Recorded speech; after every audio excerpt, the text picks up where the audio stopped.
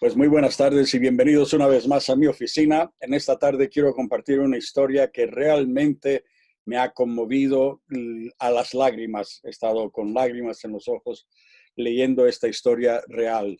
En el año 1921, David Flood y su joven esposa Svea y un pequeño hijo de 2 años de edad dejaron Suecia rumbo al interior de África.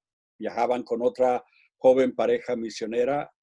Ambas parejas se habían comprometido sus vidas al llevar el Evangelio a las tribus perdidas del continente africano. Estaban llenos de entusiasmo y optimismo al punto que cruzaron las montañas del Congo a golpe de machete para comenzar su ministerio en un lugar todavía indeterminado para ellos. Para su sorpresa, aldea tras aldea se rehusaban darles entrada, convencidos que la presencia de aquellos blancos enojarían a los dioses y les traería graves problemas. Días de llevar sus pertenencias, hambrientos, débiles, oraban para que la siguiente aldea del otro lado de la montaña les permitiera desarrollar sus ministerios, pero el jefe de la siguiente aldea aún fue más hostil que todos los anteriores juntos. Les pidió que se marcharan. Y durante las siguientes semanas de agonía, que se convirtieron en meses, David y Svea Flood lucharon con la lengua swahili y junto con los Erickson, que era la otra pareja de jóvenes que habían ido al África, trataron en todo lo que podían acercarse al jefe de la tribu, quien endureció aún más su posición. Los aldeanos tenían prohibido aún de visitar a los misioneros, con la excepción de un pequeño niño que se le permitía ir y venderles pollo y huevos. David estaba sorprendido de la insistencia de su esposa de que aunque no fueran capaces de entrar en la aldea ni de alcanzar África para Cristo, ella aún podía ganar a este niño para el Evangelio. Así que cada vez que el niño les visitaba, ella le demostraba amor y atención, hasta que los otros misioneros vieron cómo un día ella se arrodilló con el niño y le guió en la oración de arrepentimiento.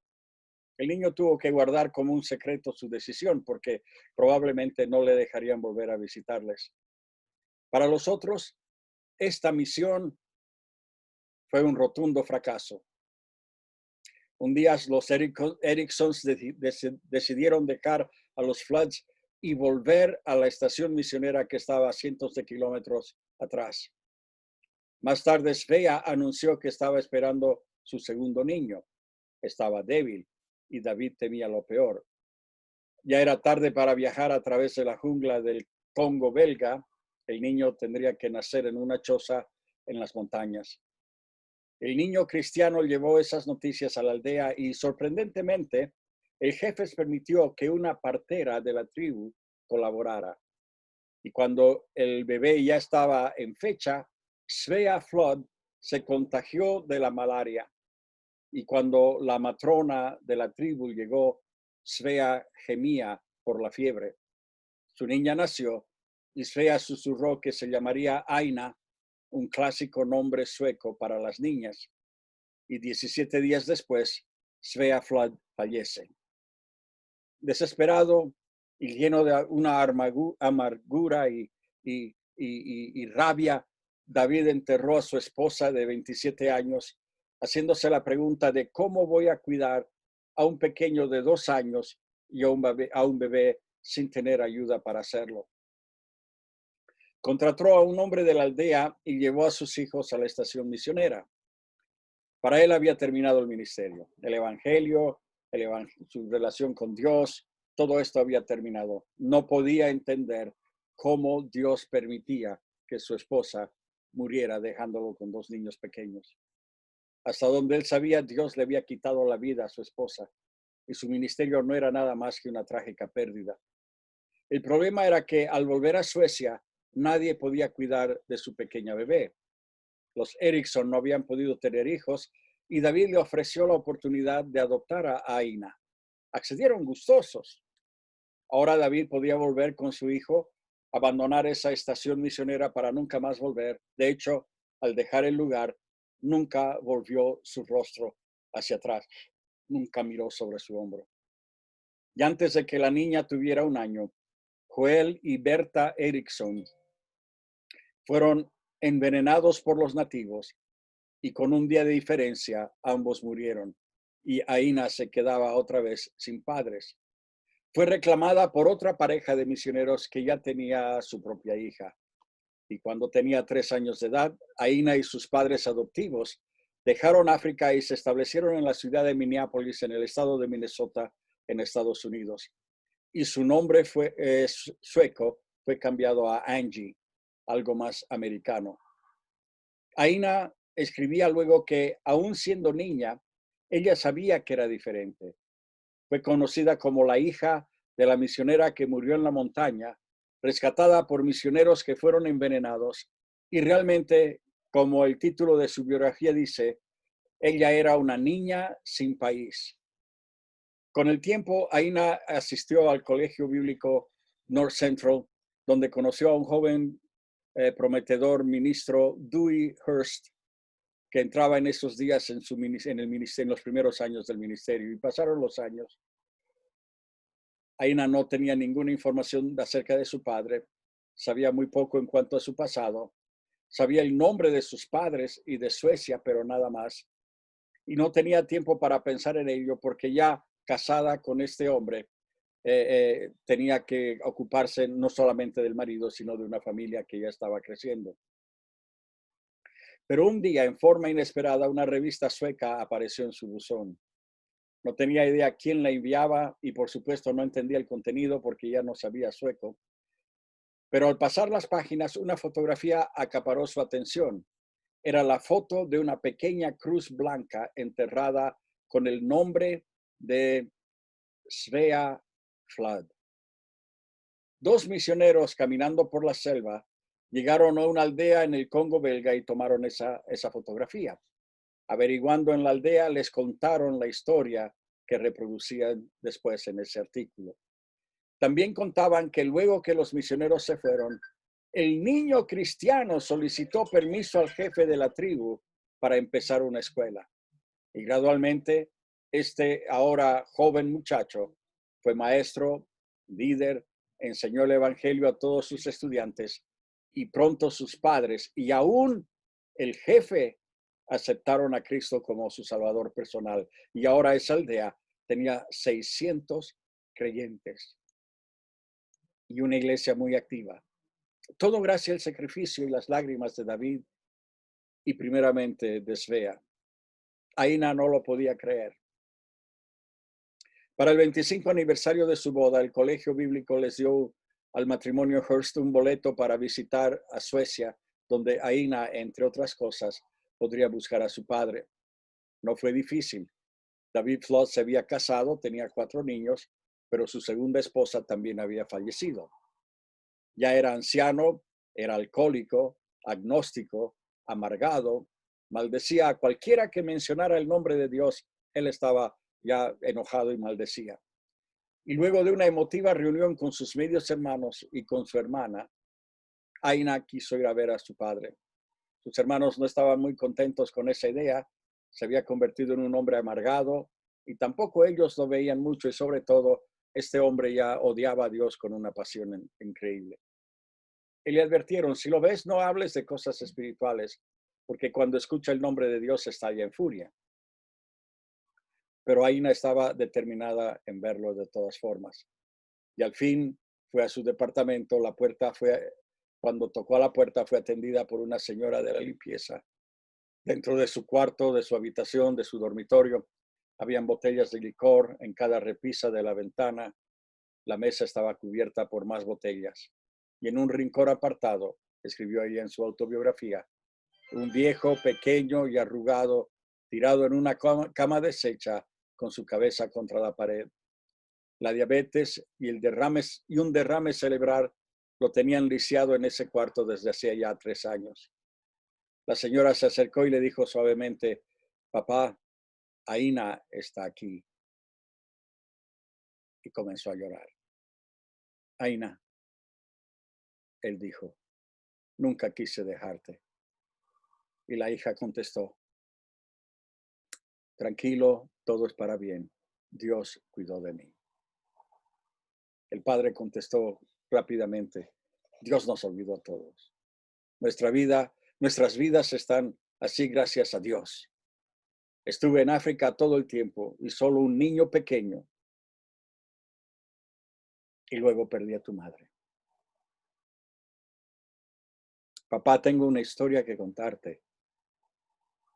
No fuiste a África en vano. Mamá no murió en vano, le dijo. El niño pequeño que ganaron para el Señor creció y toda la aldea hoy conoce al Señor Jesucristo.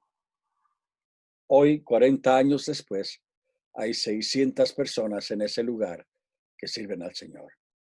Porque tú escuchaste el llamamiento de Dios en tu vida. Papá, es una buena historia y tenemos a un Dios que es muy grande. Al fin de esa tarde, la bondad de Dios lo había traído al arrepentimiento una vez más y al perdón y su restauración con Dios.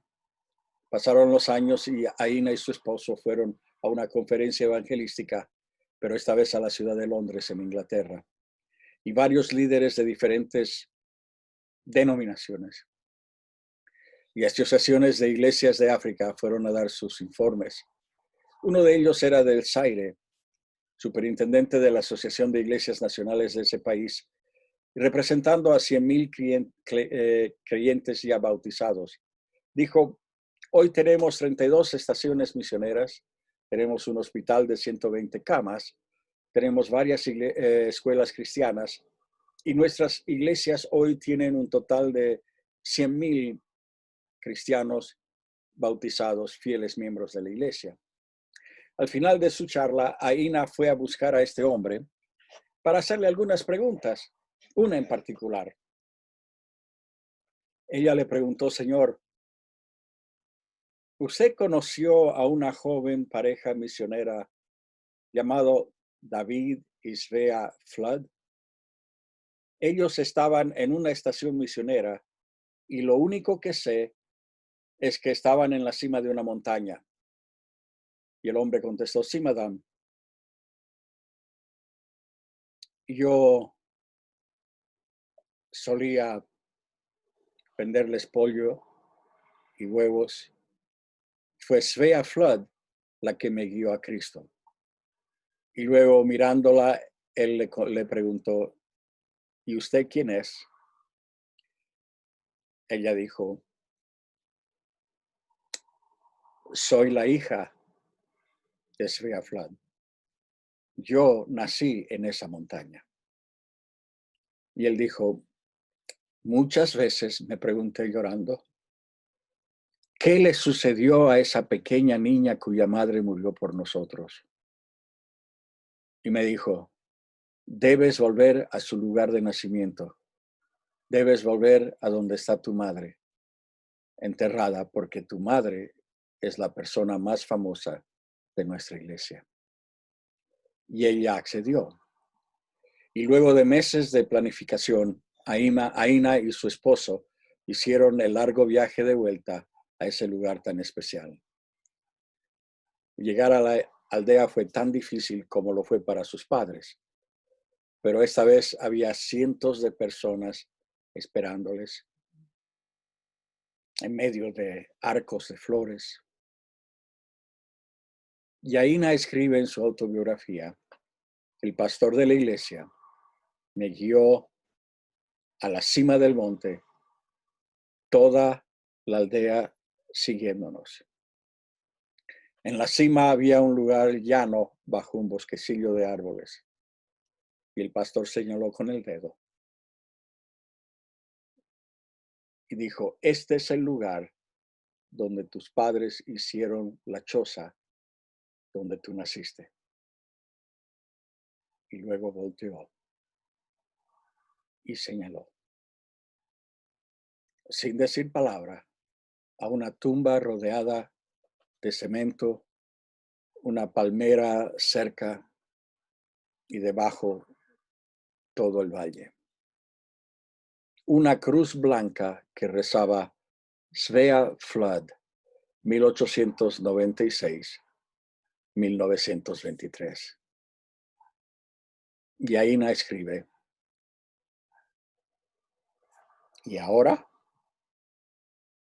conozco la cosecha de la semilla que ella sembró. El pastor abrió su Biblia rodeado de cientos de creyentes y leyó unas simples líneas de los Salmos. Salmo 126, versículo 5. Los que sembraron con lágrimas, con regocijo segarán. Dios sabe lo que es llorar. Dios sabe lo que significa sufrir pérdidas. Dios sabe lo que significa sembrar semilla que parece que no dará fruto. Pero también Dios sabe el fin. Él sabe el fin de la historia,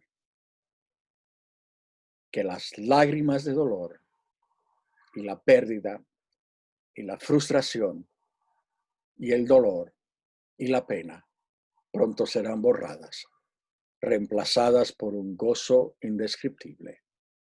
A Dios sea toda la gloria y la honra. Vaya historia, me conmueve profundamente.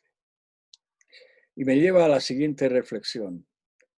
Los niños sí son importantes para Dios. Y desde la antigüedad el enemigo ha intentado dañar y destruir a los niños.